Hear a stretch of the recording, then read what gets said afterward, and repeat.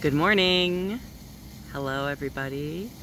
I hope that you are doing well on this beautiful August 12th, 2020 is the date today, and it's the ending of the sort of portal of the Lion's Gate energy, and tomorrow, August 13th, is supposed to start a new cycle, and the energies coming up for the last few days have been, I think for many, kind of a volatile sort of shadow period where a lot of things from your past may be coming up for you to emotionally look at and resolve.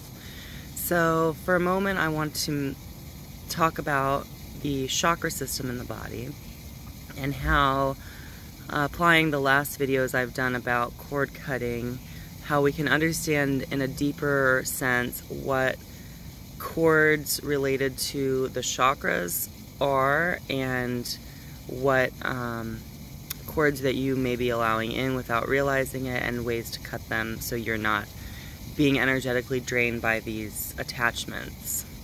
So first, let's talk about the chakra system, which is a way to describe, I guess, the energy centers within the body. So you have obviously a nervous system and circulatory system, different organs throughout the body that communicate with your brain through your spinal cord. So the spinal cord is a good mapping point to kind of show you different areas of your body where there are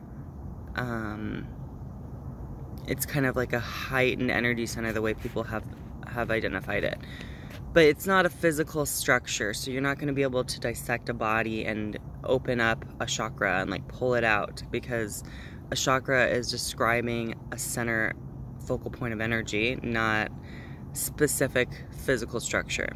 But it relates to all of the physical structures in the body. So right now, as I'm talking with you, I am using my voice and my breath in order to communicate through my mouth, and that is all throat chakra energetic. So what that means is that my spine at the back of my neck is involved with this process. My jaw has to move in order for my mouth to open. My tongue is involved with the process. My vocal cords in my throat are what generate the sound as I move the breath through my throat. So your lungs are involved. Your kind of this whole area is involved with talking. So that's why we talk about it as in terms of an energy center that is being pulled through as I'm talking to you. So I have been asked recently by different people about why I personally object to the concept of using a mask as a way to protect people and offer safety from a perceived threat. And the threat in this case is this COVID-19 virus narrative. So the argument in favor of the mask is that through your nose or mouth, you may be able to transmit the virus through, bodily fluids, right? Or potentially it could get into the air and be airborne through tiny particles of water coming out of your body. And you also ingest the virus through your nose and your mouth, most likely. It's the easiest way for a virus to get in. So the idea is cover the mouth, and it creates a barrier for that transmission. So I would like to identify the other barriers it creates. It is a barrier to communication. Right now, if I were doing this video like this, it wouldn't be very easy for you to understand all the words that I'm saying. I think you've probably experienced it yourself going into a store or a restaurant or a place of business where you're wearing a mask and you kind of have to shout or repeat yourself, really make an effort for somebody to hear you. You can tell it's straining them. It's not a pleasant interaction usually. I mean, some people are pleasant people, so I'm not saying anything like maybe you're experiencing it in a pleasant way, I guess, but generally it's a strained communication situation, not to mention that our facial expressions are a huge portion of our communication. So not being able to smile at somebody or make it clear, you know, if somebody can't hear, they're going to rely on your movement of your lips, kind of reading your lips, that communication is a full facial expression. And it's obstructing your breath as well. You're breathing in essentially your own still air for however long you're having the mask on. So the breath and your, you know, most of our default communication is obstructed by the mask.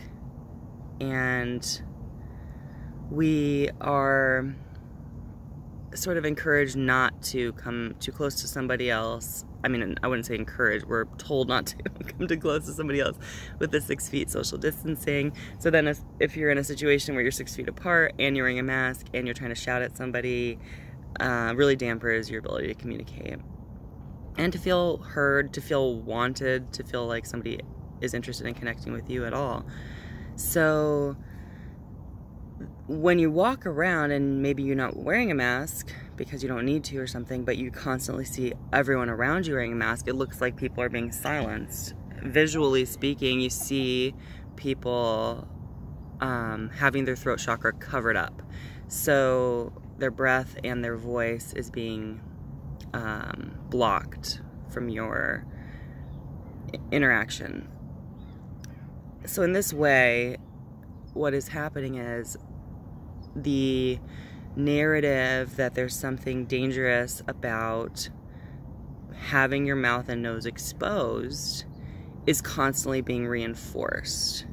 So it hooks into your consciousness that your throat chakra activity is a threat to somebody else, or that their throat chakra activity is a threat to you. So it starts to put a serious barrier on people's ability to feel at ease with their freedom of expression, and it generates levels of anxiety because you're constantly reminded, oh, there's a threat, oh, I could be getting sick, if I don't feel well, maybe I have this virus, maybe I'm gonna die. So you're sort of going through death anxieties or unknown fears that are being projected through the kind of ritual of just having the mask on. So it's like walking around almost like if it's Halloween, everyone's wearing a costume, you know it's Halloween, everyone's wearing a mask, so you're constantly thinking about what's happening in the world of COVID. I was looking through an old yearbook of mine from high school, and my best friend, the valedictorian of the school, she's a very successful doctor now, and I don't know what she would have to say about this now, but in my yearbook she put a comment saying, hug people always. And I thought to myself, I wonder if she'd hug me now after this has been going on. And so you consider a hug when you put your arms around somebody else and bring them into you. All of the chakra systems are connected during a hug, and especially I would say the throat and heart chakra areas. So where your heart lies in your body, there's an energy center in that area that affects your heart, your lungs. For women, their breasts, maybe for men too, but I'm a woman, so I'm more connected to that after breastfeeding 3 little babies. And that's, you know, more the center of your body. The heart and the solar plexus chakras are, the solar plexus is more your belly button area. So those areas are center points where a majority of the power of your energetics lie. So it's a very intense recharge. When you give somebody a hug, you're kind of both giving each other a boost to the chakra system or a recharge of the energetic. So when you're told that's dangerous, again, everybody is segregated to their area of kind of having to recharge their own batteries without the support of connection of the physical touch in that way. And this is going to deplete everyone's energetic system because we are a network as a human race, as a species, and having that connection is what keeps our network strong. So this is an attempt to, again, not transmit this virus. However, we're not necessarily aware. I don't think many people, in the mainstream at least, seem to be aware of the harmful effects, energetically speaking, of what these measures take away, and how weakening your energetic field in this capacity does weaken your immune system, because your immune system is connected to your stress levels, your anxiety levels, your ability to properly take care of yourself, giving yourself enough nutrition and enough interaction with other human beings, social interaction, physical touch. People oftentimes rely on others to feed them, to boost their energy levels, give them a sense of purpose in the world, these kinds of things. So you're removing not only somebody's ability to generate income, oftentimes with these measures that are in place, but people's ability to feel important or valued in the world. So I'm going to move on to some of the other chakras that are affected by some of these other narratives. And I just mentioned people's ability to make money, and so that's a root chakra topic, because the root chakra, which is the very base of the spine area, so it's the lowest energy center when you're looking at in terms of the spinal cord. The base chakra is your sense of security, and your sense of security in our society relies on your ability to make money in order to, you know, buy food and have shelter and have water and resources in order to stay alive. So people are constantly, there's a back and forth going on right now, whether or not businesses are allowed to open or how much capacity they are allowed to fill of their business, etc., based on these social distancing rules.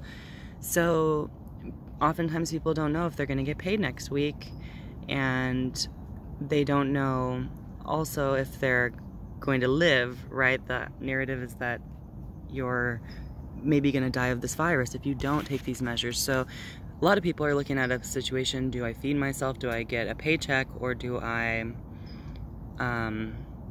if I do that, am I risking dying of COVID? So either way, no matter what your choice is here, your root chakra is being affected by this narrative. So in my past videos, I talk about the way the coronavirus molecule looks is almost like a map for cord cutting. So a narrative such as, if you do open your business, you run the risk of exposing yourself and your employees and your customers to COVID, which could equal death. And if you don't open your business, then you run the risk of losing your entire fortune and all of your wherewithal to make a living and possibly feed yourself. So both sides of that coin hook a narrative into your root chakra, your sense of security energy center. And you can look at these storylines as somewhat of an entity. A lot of people don't like to call it an entity because they think of an entity as like a spirit or something like that. But an entity can be a thought. A consciousness can live within a thought, within a storyline, as much as it can live within a person. I mean, I'm sitting here as a conduit discussing narratives towards you in this video, but the narrative itself is a thought form, a consciousness, kind of a life of its own. So the narratives surrounding COVID-19 do act as entities in that way, where they hook into our psyche and we play out that narrative in order to act out our daily lives, our tasks throughout the day. So if you do choose to stay open in your business that, you know, potentially should close, depending on what it is, then you have to take a ton of measures in order to do that. Temperature checks, wear masks, social distancing efforts, hand sanitizing, questionnaires to see if people are at risk, etc., etc., etc. So these are actions in place based on a narrative that you are running, a storyline that is being told, and that is in fact acting as an entity. And so there's an energetic attachment that your entire energy field holds. It's not just happening in your brain and in your consciousness, it's happening throughout your entire energy field as your body responds hormonally and energetically to the thoughts, that programs that you're running in your brain. It has stress responses, cortisol levels change, adrenaline levels change, sleeping patterns can change based on those hormonal changes, eating patterns can change based on those hormonal changes. So this is the way in which this entity of a thought form, a narrative, can hook itself into your energetic field and affect your basic the functioning of your entire field, the way your brain is thinking, things that are happening oftentimes on an emotional or somewhat subconscious level that you may or may not be fully aware of. So when you're considering how a narrative is affecting you, you can start just getting into feeling mode. If you hear something and you start to feel scared and you start to tense up, you can feel that there's a response happening in your field, and you can start to work within that. So you can start to look at which chakras are being affected by this particular narrative the most, because chances are they're all being affected to some degree, and how balanced that energy field is within the system, how balanced each center of energy chakra tends to be. They call it, people who write about the chakras refer to it as spinning. If it's spinning fast or it's blocked, can create imbalances. So, but you can think of it in terms of something shifting within the energetic field, or something moving through your body. You can feel it when you get chills. You can feel when you get, your heart starts to race, or you start to have a lot of thoughts that are sort of spiraling into one way or another of fear or worry or judgment of others. If you start to notice yourself projecting judgment, or being called to shame somebody else or call the police because you think they aren't following a rule, which is happening quite a lot. I think maybe some people are surprised by this, but that is a program, an entity, a storyline attaching into your chakra system and actually forcing you into movement to persecute another person based on what that entity attachment is making you believe and act on. Where is the storyline coming from? And oftentimes, if you are hooked into the narrative of the COVID-19, let's use this example because that's what we're on today, you may think it's coming from a very trusting, reliable source, and our world leaders and people that we should listen to and take the recommendations in order to solve a problem we're facing as humanity. Now that this has been going on for about 5 months, I think people are starting to realize that their friends and family aren't just dropping dead everywhere they look. And I personally don't know anybody who's had COVID. Everybody I know that's tested has tested negative. And it seems as though there's a lot of other repercussions or effects of all of these different social distancing measures that I've sort of touched on with this first chakra video that don't seem to be mentioned by a lot of these leaders. So that to me is a big red flag, where they're not pointing out all the ways where these measures are depleting our energetic field, ways in which we could boost the energetic field and balance against what these measures are forcing onto our systems. And you don't hear any sort of narrative along those lines from the mainstream outlets. And that's what makes me start to really question, A, do they fully understand the effect that this narrative is having on an energetic field? Do they understand anything about entity attachments and cords and chakra systems and the holistic nature of the body? Maybe they don't. It's very likely that that's not something they've thought about whatsoever, as the Western medicine tends to focus only on drugs and profitable treatments.